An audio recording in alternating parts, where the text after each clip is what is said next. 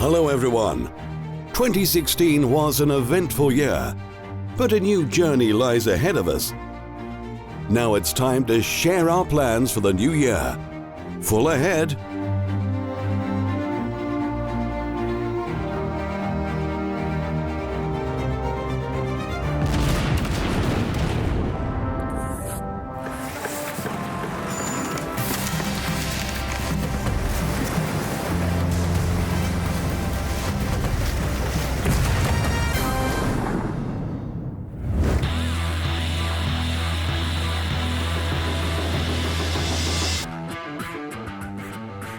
– 2016 was a very fruitful year for our team. Thanks to the help and support of our players, we managed to do and understand a lot. So next year, we plan not only to keep our momentum, but also do even more.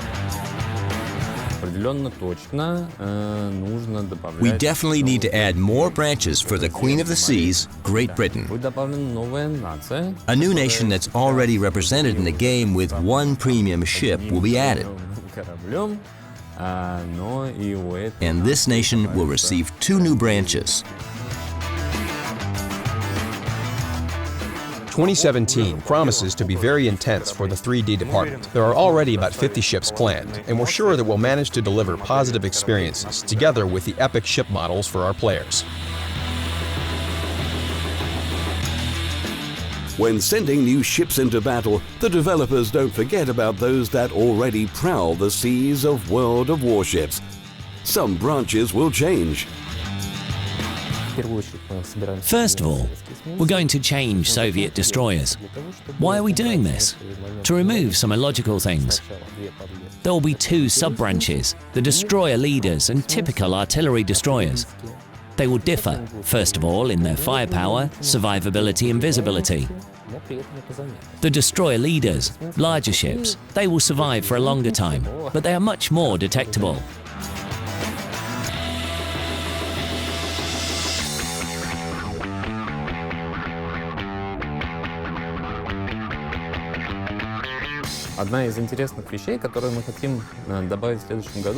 One of the interesting features that we want to add next year is legendary commanders. We already have legendary ships, but we don't have legendary commanders. We had a small experiment with Steven Seagal, and it was quite interesting.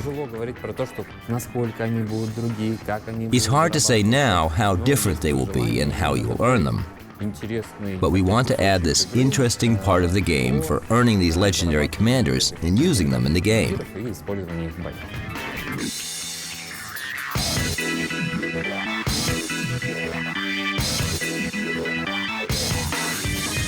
There will be a new way to stand out from the crowd.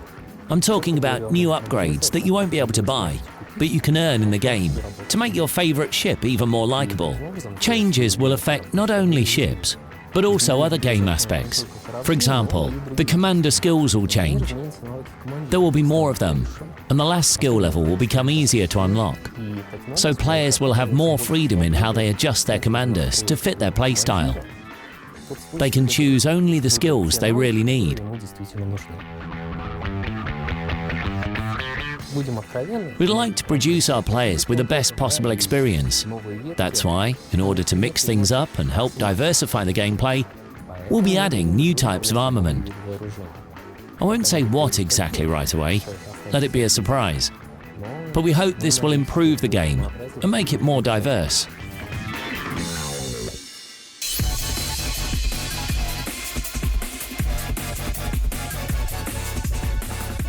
Initially, cooperative battles were created for training or as a way of testing a ship. But we were surprised to see that people enjoy playing this mode just for fun. So we decided to develop this aspect. To do this, we held the Halloween event, where players were to escort a ship while fighting against superior enemy forces.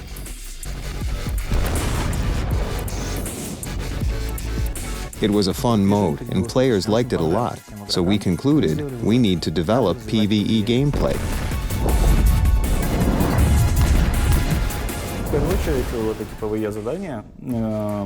First of all, these PvE missions, which we call operations, are a set of missions for the players. They don't face them in random battles. There will be separate stories in which players will participate in groups of up to 7 people. Correspondingly, these groups will be gathered either randomly using the matchmaker, or players will join teams of 2 to 7 people by themselves.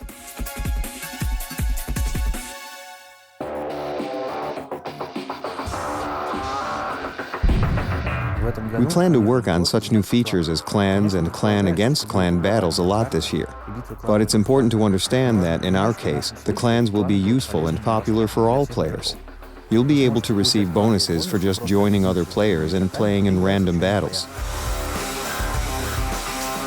And the next step is about clans fighting against each other. The third aspect is when the events of a particular battle aren't probably as important as the clan politics, agreements between clans, alliances, some joint attacks, and so on.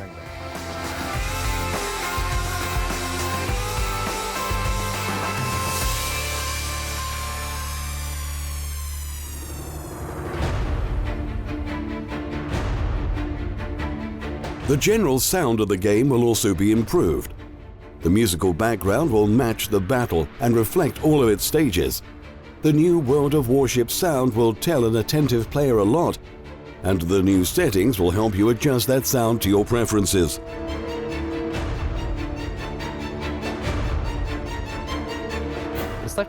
Imagine this situation. You're sailing a ship and see that the enemy has appeared somewhere. At this moment, more dynamic music starts playing, and it becomes more and more epic as you approach each other. So, as the distance between the ships decreases, the intensity of the music increases.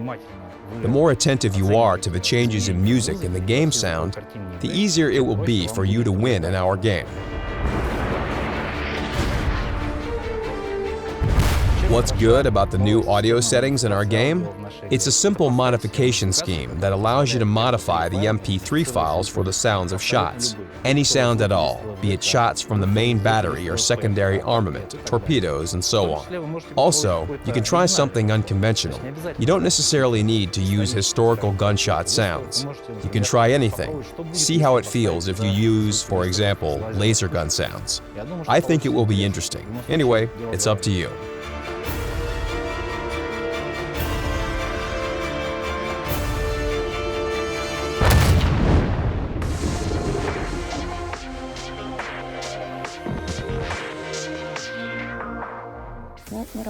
We work on the new technologies that will allow us to improve all effects in the game. The players will see new shots, new wakes, and new explosions that differ a lot from what we had before. Also, new scene lighting and dynamic lighting will appear. The display of realistic materials and anti-aliasing will improve, as well as general stabilization of the picture. So we will try to surprise you and make you as happy as we can.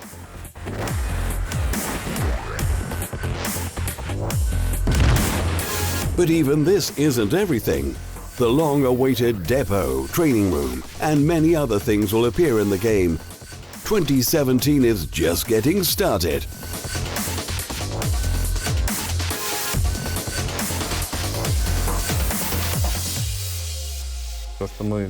What we've mentioned here is just some of it.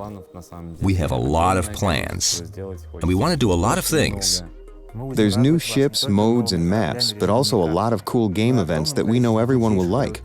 This year promises to be very intense, so full ahead.